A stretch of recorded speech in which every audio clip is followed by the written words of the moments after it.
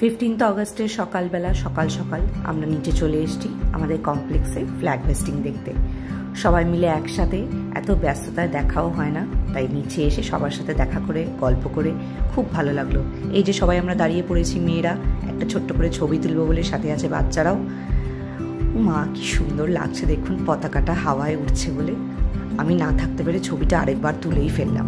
এই যে ছেলেরা এবার দাঁড়িয়ে পড়েছে, ওদের খুব মজা, দু হাতে পতাকা তুলে একদম নাড়াচ্ছে। চটপট ব্রেকফাস্ট করে ওপরে চলে এলাম। আজকে আরেকটা কারণ হয় স্পেশাল দিন আমার জন্য, আজকে শ্রী অরবিন্দর জন্মদিন। হ্যাঁ, ফ্রিডম ফাইটার শ্রী অরবিন্দ। আসলে আমার মা, আমার মাসি, আমরা সবাই শ্রী অরবিন্দ আশ্রম সেন্টার অফ হিউম্যান ইউনিটি তার দ্বারা দীক্ষিত, যেটা মেইনলি অবস্থিত হচ্ছে পুডুচেরিতে।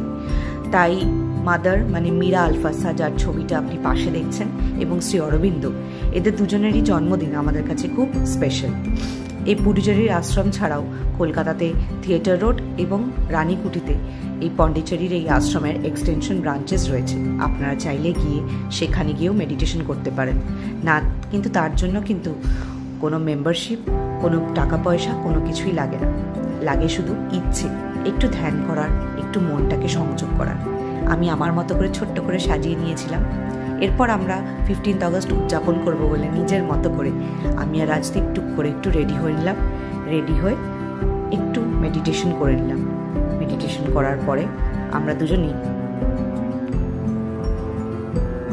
ঠিক করলাম আজকে একটু অন্যরকম কিছু করব। তাই চট করে হেলমেট দুটো তুলেই বেরিয়ে পড়লাম সুদূর নর্থ কলকাতার দিকে। এই যে সাউথ ছাড়িয়ে আমরা চলে যাচ্ছি নর্থে।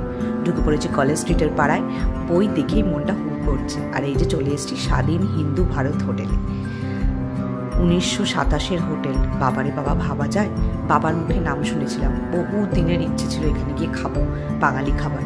ভিড়টা দেখুন খালি।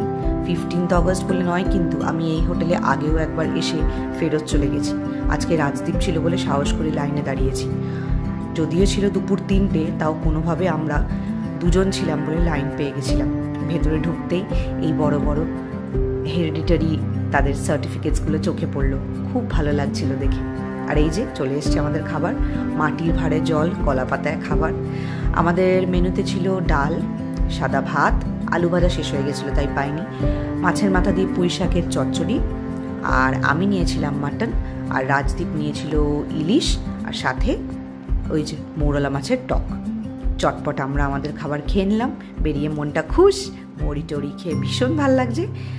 এবার আমরা ফেরতের পথ, এই যাওয়ার পথে একটু